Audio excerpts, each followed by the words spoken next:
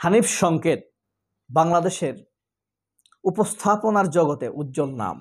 আপনারা যদি বাংলাদেশের 5 জন সেরা উপস্থাপক খোঁজেন তাহলে হানিফ সংকেত একজন। আমার জানা মতে যেমন ফজলে লোহানী, মাহফুজ উল্লাহ,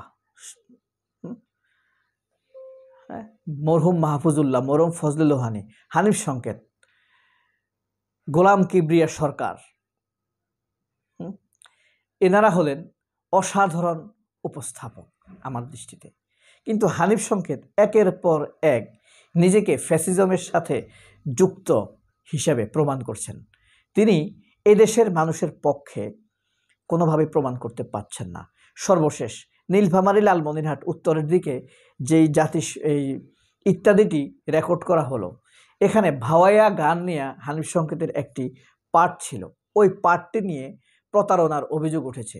ওই অঞ্চলে যারা ভাওয়াইয়া গান গায় তাদের কোনো সংশ্লিষ্টতা হানিফ সংকেত তার পর্বে ইত্যাদির এই পর্বে তুলে ধরেননি।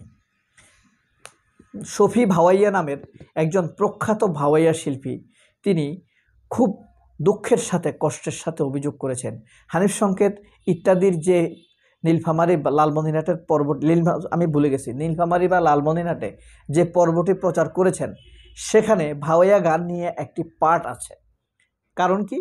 কারণ এই ভাওয়াইয়া গান, ওই যে মাঝি ভাইয়া যাও রে একটা গান আছে না, এটা কিন্তু ভাওয়াইয়া অঞ্চলের গান, ঠিক আছে? অর্থাৎ ওটা ভাওয়াইয়া অঞ্চল, নট ভাটিয়ালি। তো এই গানের যে জনক, বর্তমানে সবচাইতে বেশি জনপ্রিয় শফি ভাওয়াইয়া, তিনি হানিফ সংকেতের বিরুদ্ধে এই প্রতারণার অভিযোগ আনেন। প্রতারণার অভিযোগটি কি? ভাওয়াইয়া নিয়ে যারা পরিশ্রম করছেন, গবেষণা করছেন, লেখছেন, ভাওয়াইয়াকে জনপ্রিয় করার জন্য শ্রম দিয়ে যাচ্ছেন, তাদের সাথে কথা না বলে অযোগ্য অথর্ব অলসদের সাথে কথা বলেছেন। সেই অযোগ্য অথর্ব অলস শিল্পী কারা? তারা আওয়ামী লীগের সাথে যুক্ত। হানিফ সংকেতকে আমরা সব সময় দেখেছি, হানিফ সংকেত যাদেরকে প্রমোট করেছে তারা সবাই সবাই সবাই একচেটিয়া আওয়ামী লীগ এবং মাদকগ্রস্ত। 1 নাম্বার আমি বলি শিল্পী মমতাজ, মাজারে মাজারে গান গাইতো, তাকে তুলে এনেছে, দেখেন সে কত ভয়ঙ্কর আওয়ামী লীগ। এরপরে নোলকের কথা মনে আছে? নোলক নেশাগ্রস্ত। আকবর আওয়ামী লীগ, রিক্সা শ্রমিক লীগের সে একজন কর্মী ছিল। এরপরে আপনি তাহসানের কথা মনে আছে? শিল্পী তাহসান কিন্তু পরিচিতি পেয়েছে আপনার একে দিয়ে। এরপরে আপনার নাটক করে জয়, শাহরিয়ার নাজিম জয়কে বহু প্রমোট করেছে হানিফ সংকেত। এছাড়া আরেকটি অভিযোগ আছে হানিফ সংকেতের বিরুদ্ধে, সেটি আমার।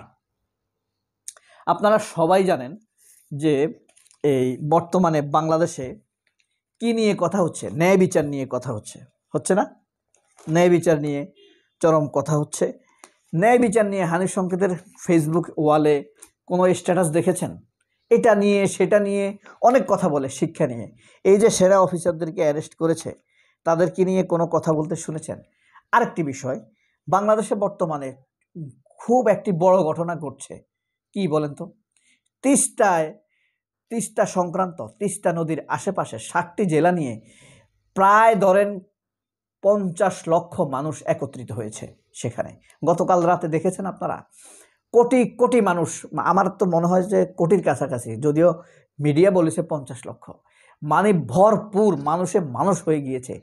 এক কণ্ঠে বাহে তিস্তার হিস্সা চাই, এই স্লোগানে সারা তিস্তার পাড়ে 7টি জেলার মানুষ একত্রিত হয়েছে।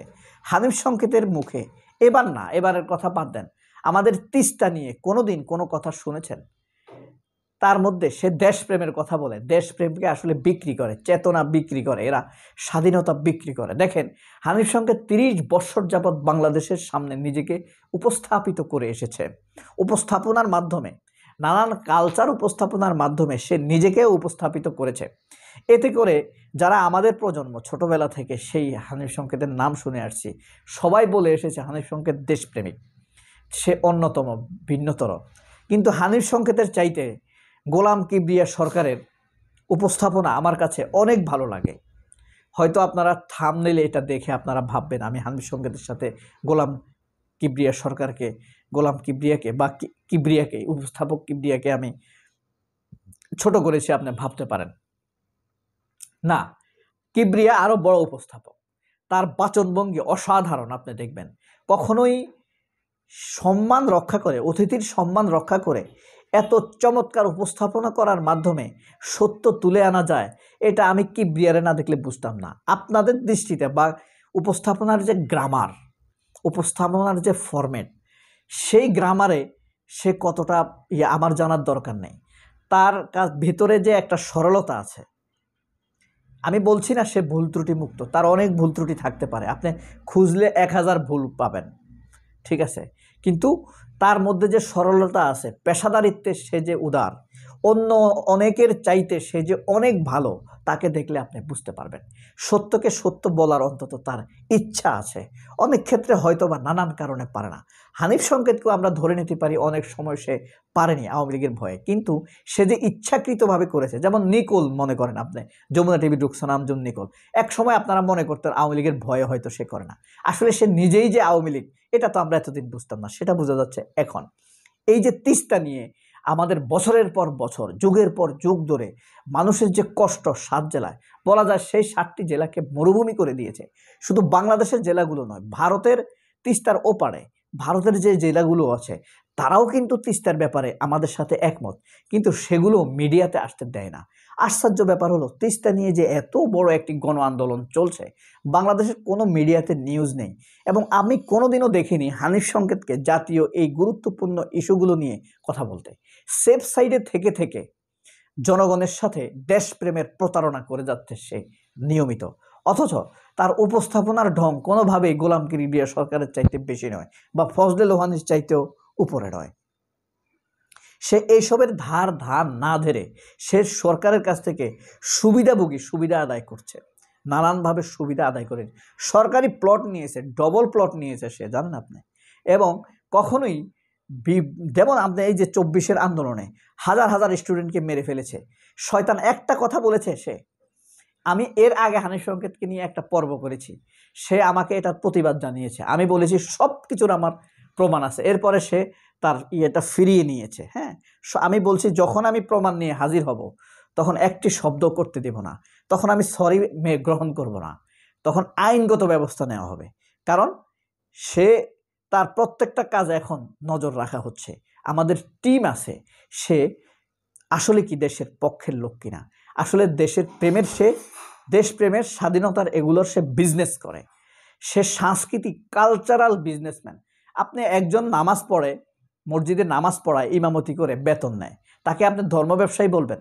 তাহলে হানিফ সংকেত হলো কালচারাল ব্যবসায়ী, আর আওয়ামী লীগ হলো স্বাধীনতার ব্যবসায়ী, ভারত হলো মুক্তিযুদ্ধের ব্যবসায়ী, প্রতিবেশী ব্যবসায়ী।